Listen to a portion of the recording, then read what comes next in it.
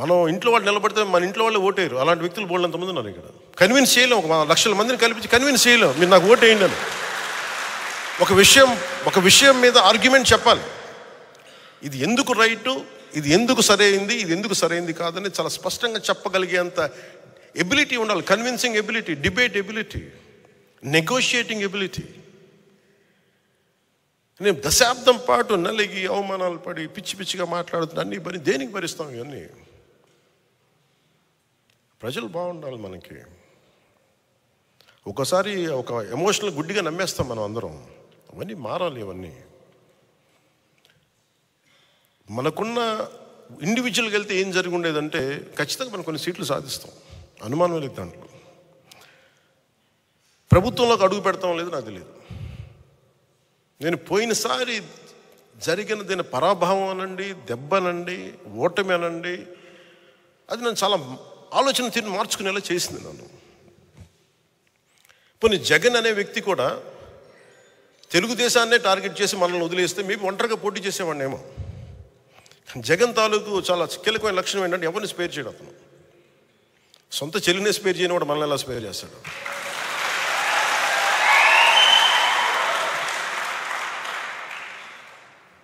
అతనికి ఈ రోజున వైసీపీ నాయకులు కూడా చెప్తున్నారు, ఊరంతా శత్రువులు పెట్టుకున్న వ్యక్తి నాయకత్వంలో పనిచేస్తూ ఉన్నారు, జాగ్రత్త.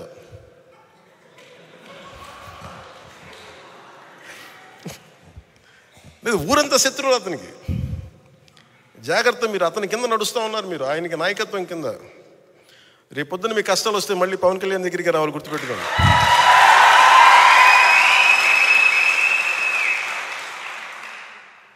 మనస్ఫూర్తిగా మేము అందరినీ ఏదో ఒకలా మేము చూసుకుంటాం బాగా. ఎందుకన్నా చాలా పెద్ద మనసు. ఎందుకు పెద్ద మనసు అంటే కక్ష కారుణ్యాలతోటి కక్షపూరితంగా ఉంటే సమాజం విచ్ఛిన్నం అయిపోతుంది. మొన్న అడుగుతూ ఉన్నారు, మీరు అలా చేశారు, ఇలా చేశారు, వాళ్ళు తిట్టారు, ఇలా తిట్టారంటే నన్ను తిట్టింది ఎవరయ్యా అని అడిగారు. నన్ను వీధి కుక్క అని తిట్టిన వాళ్ళు కూడా ఉన్నారు. నన్ను అవి ఎందుకు భరించి ముందుకెళ్తాం?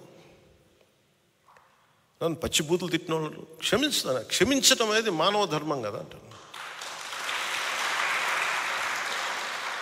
ఉన్నత స్థాయి వ్యక్తిత్వం ఉన్నవాడు ఎవడైనా సరే క్షమించడం అనేది చాలా గొప్ప గుణం. అది నేను నేర్చుకున్నాను.